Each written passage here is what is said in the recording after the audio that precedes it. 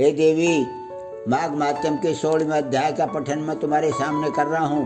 प्रयागराज के संगम स्नान की महिमा बतलाते हुए राजपुरोहित ने मुझसे कहा, हे सुंदरी, प्राचीन काल में एक बार महर्षि गौतम की पत्नी अहिल्या को देखकर देवराज इंद्र काम के वशीभूत हो गए थे।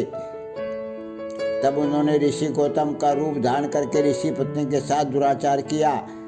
इंद्र का छलजात होते ही ऋषि पत्नी ने उन्हें शाप दे दिया। शाप से इंद्र का शरीर सहस्त्रों योनियों से आच्छादित हो गया। अपने दुर्गति देखकर इंद्र स्वयं एक स्थान पर छिप गए। स्वर्ग में इंद्र को न पाकर देवताओं ने बृहस्पति जी से पूछा, हे गुरुदेव, इंद्र का कोई पता नहीं है, कोई नहीं जानता कि वे कहाँ चले गए।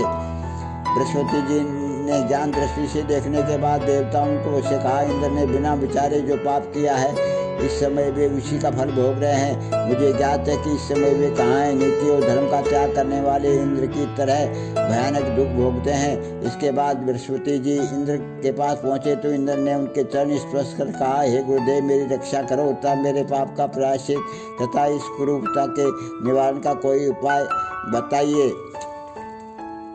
बृहस्पति जी बोले, हे देवराज, तुम्हारे पाप के प्रायश्चित का एकमात्र मार्ग यही है कि तुम मेरे साथ चलकर प्रयागराज में स्नान करो। इसे तुम पाप मुक्त होकर पूर्व रूप धारण कर प्राप्त करोगे। देवगुरु बृहस्पति के साथ इंद्र प्रयागराज गए और त्रिवेणी के पवित्र संगम में स्नान करके पाप मुक्त हो गए। इसके बाद बृहस्पति जी ने प्रसन्न होकर इंद्र को वर दिया, जिससे उनके शरीर पर आच्छादित सहस्त्रों योनियों का परिवर्तन सहस्त्रों नेत्रों में हो गया। इंद्र पाप मुक्त होकर और पहले से भी दिव्य रूप प्राप्त करके अमरावती लौट गए। इसलिए तुम भी अपना समस्त धन दीन हीनों में बांटकर और प्रयागराज जाकर स्नान करो। तुम्हारा कल्याण होगा तथा तुम्हें सद्गति प्राप्त होगी। मैंने अपनी समस्त संपत्ति उसी दिन दीनहीनों और अनाथों में वितरित कर दी। तब सर्वस्व त्याग कर मैं प्रयागराज आ गई। संगम जल में मात्र 3 दिन स्नान करने से मेरे समस्त पाप नष्ट हो गए। मात्र 3 दिन स्नान करने से मेरे समस्त पाप नष्ट हो गए। से 27 दिनों के स्नान पुण्य के फलस्वरूप मुझे देवियों ने प्राप्त हुई।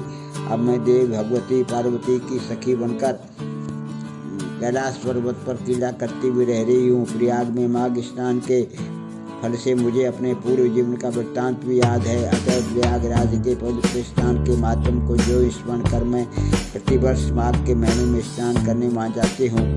बोलो माघ माध्यम के 16वें अध्याय की जय। हे देवी, मैंने माघ माध्यम के 16वें अध्याय का पठन तुम्हारे सामने किया है, इसको ग्रहण करना।